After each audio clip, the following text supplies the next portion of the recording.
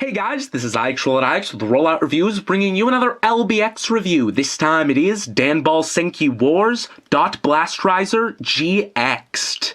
This is the final form of Blastrizer towards the end of Wars. It's a pretty big set that comes with both a red version of Blastrizer and Phoenix. Taking a look at the manual, it's huge compared to your normal manual. More than twice the size to cover all the steps of building both Phoenix and Blastrizer himself.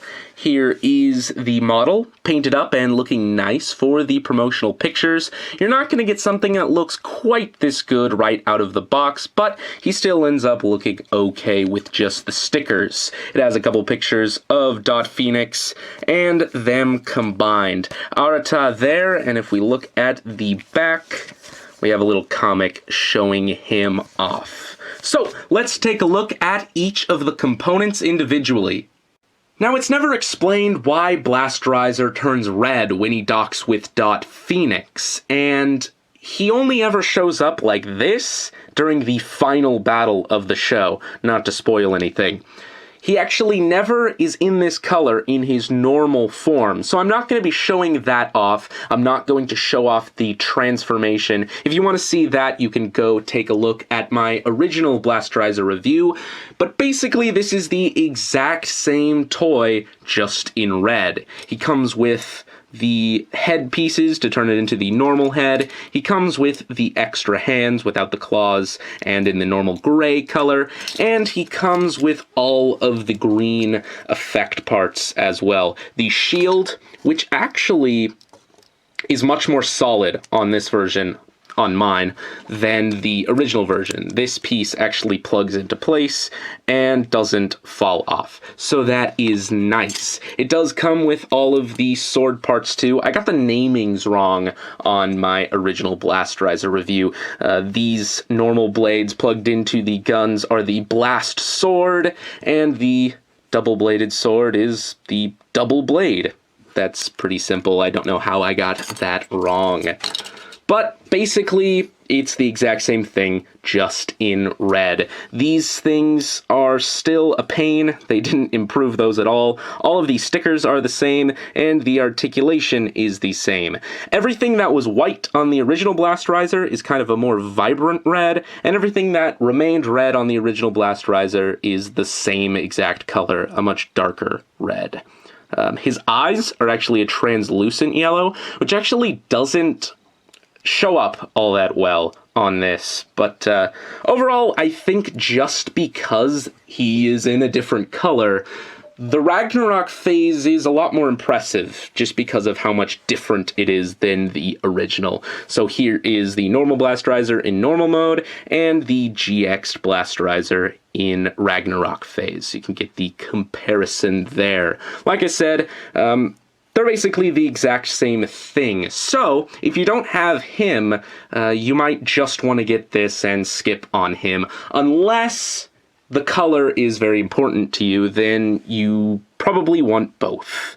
Anyway, there are the two of them together. It's worth noting that this guy does completely dock with Phoenix. He never shows up in the show like that, but if you want to do it, you completely can. Anyway, speaking of that, let's take a look at Phoenix. Whereas Blastrizer himself was more or less a recolor, this is completely new and makes up the majority of the set. Phoenix is an unmanned aerial support unit. It's not controlled by anyone, and it's just there to aid Blastrizer in battle. It flies around and is just chocked with weaponry. It has some Stinger missiles here, 4 on each wing, 2 rail guns up here, and this lance-looking thing on the front that also kind of spins around and shoots a beam as well. It has 6 wings and a couple of extra fins back here. Overall, a very unique design in my opinion. I really like the way this looks. Now, the stand is kind of very similar in function to the stand that came with Phantom. It's white this time, which I like a lot.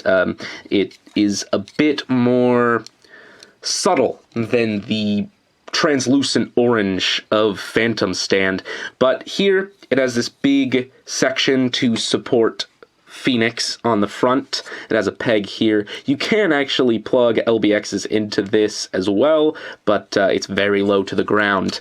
Now this does pull out, and it's got a couple of pegs there and a hole there, and you can flip this around and position it like this, and then attach any LBX up there like that, namely Blastrizer himself. So there you go. We'll set that off to the side. Now, Phoenix has quite a few stickers, actually. Some of them are alright. The cockpit works pretty well. There are some wrinkles here and there, but overall that looks pretty good from a distance. The stickers inside here stick pretty well inside those vents. The one up here is pretty unobtrusive, especially the one up here, which is actually very nice, breaks that up. The ones on the rail guns. But there are a few that cause problems. First of all, the ones inside these vents, these white sections actually don't stay on very well, so if you pull that off, the sticker actually partly attaches to the white part and partly attaches to the blue part that sticks in there. So you might want to watch out for that. There's also a sticker under here, which I don't have a problem with either. All of the gray section on the sides here are stickers. And while the ones on the side actually aren't too bad, these ones on the front do come up every once in a while. So once again, keep out for those. These here are also stickers that wrap around that. They go on pretty well though, but once again, you want to look after those. The ones I really have a problem with are the white sections on the tips of the wings. These are actually stickers, really strangely shaped stickers that wrap around the end here. It would have been so much better if this was just a piece of plastic that plugged into the blue, but unfortunately they aren't. And from a distance they look great, but if you look at them closely, they're just a mess, honestly. And then these ones up here have a similar problem. There's a green light over here and a red light over here, but doesn't really make it look any better. They just kind of wrap around there awkwardly, don't really look all that great. But like I said, from a distance, he looks phenomenal. And I guess up on the shelf, that shouldn't be too much of a problem.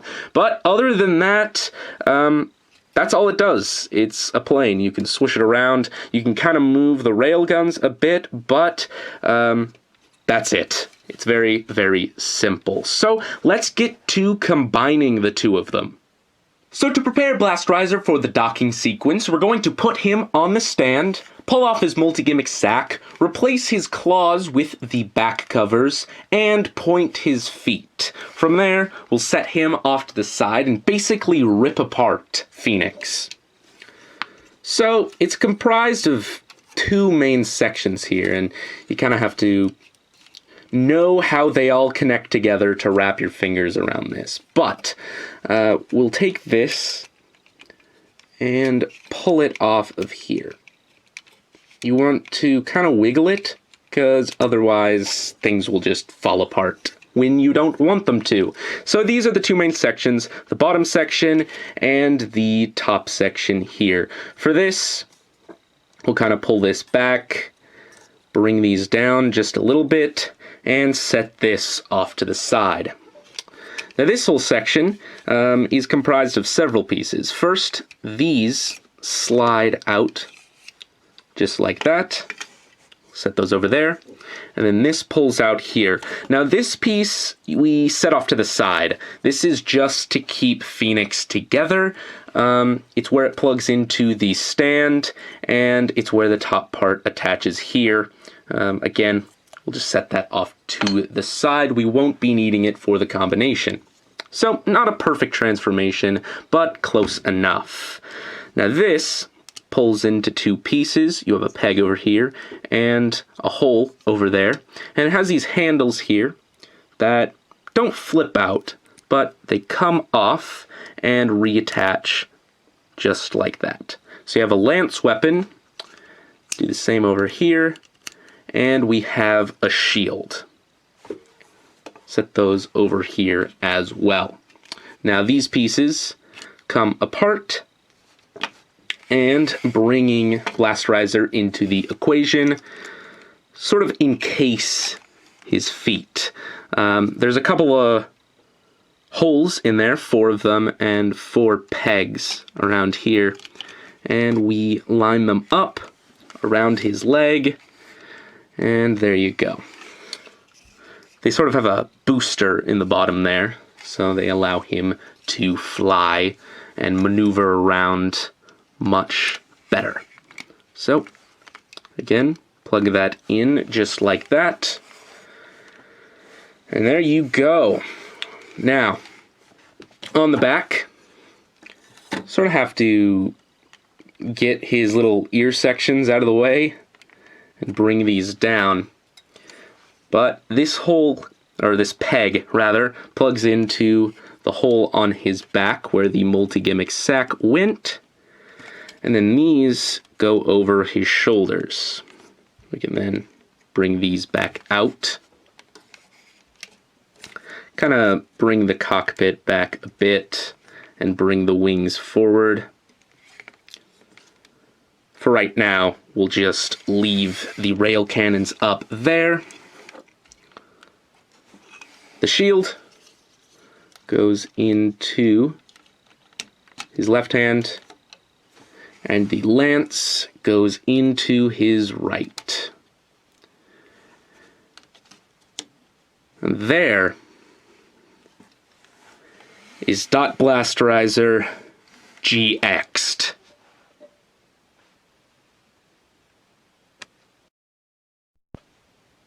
Now, when all is said and done, the final form of Blastrizer ends up looking pretty impressive. He's very big, and all the colors work really well. He looks super cool on the shelf. He's got the Stinger missiles over his shoulders. You can pull those off, but they are in pairs, so for any display options, you're going to have to work around that. He has the rail guns over his shoulders here, and if you get his head out of the way, you can bring them down for some added firepower. He's got the big shield on this side and the lance on this side, the rocket boots here, and of course the wings on the back. The cockpit kind of sticks up a little awkwardly there. I would have wished they handled that a little bit better, but it is accurate to the design, so I can't really fault the model kit for it. Now, he looks great, but in the end, he doesn't do a whole lot else. He's got all the same problems that the normal Blastrizer has. These leg bits just don't stay in, and in Ragnarok phase, these yellow hands have a very loose wrist joint and virtually no grip at all. So this big shield piece ends up being kind of a floppy mess. You can get it into several positions where it looks fine and works fine, but for the most part, this just kind of flops around, and that's no good. Also, just due to the nature of the shape of the shield, his shoulder gets in the way quite a bit, so defending poses can end up being just a bit awkward.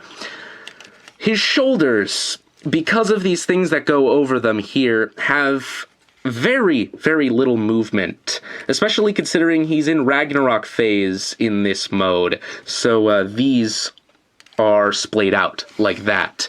It makes inward and outward movement of his arms very fiddly and almost impossible. There's not a whole lot of options with that.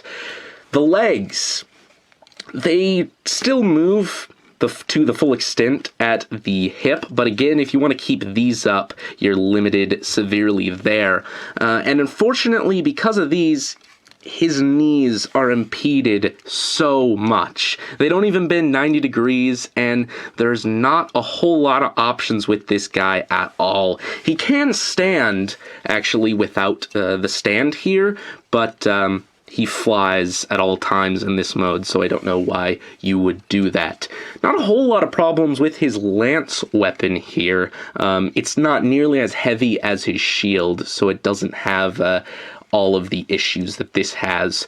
But another issue with these bits on his shoulders, just because of the way the head is, there's a lot of poses where the shoulder sections get in the way of his face. So you're very limited with head positions as well if you want his face visible. Also, something I forgot to mention just on Blastrizer himself, the head is actually a lot more loose on this version than my original version. So overall, it looks cool. And if you love the design and just want it to sit there, then you're probably going to love the way this guy looks. And on that note, he's worth a pickup, but if you're really wanting him to do anything other than that, he's not all that great. And if you don't like the way he looks, then you're much better off just getting the normal Blastrizer, despite the color. So the pose I like getting this guy into is getting his shield over here where it's in a solid position, if possible, and then bringing his arm up like this. He has this super special ultimate attack where the lance shoots this massive pink beam up in the air, if we can keep his head on there.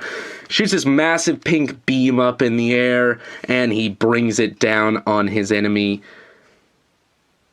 So this is an aerial support unit that attaches to his back, and its super finisher is a giant pink beam that shoots up into the air, and he brings down on his opponent. So in other words, totally not 00 Riser. Anyway, that is about it, guys, and this is IX signing off.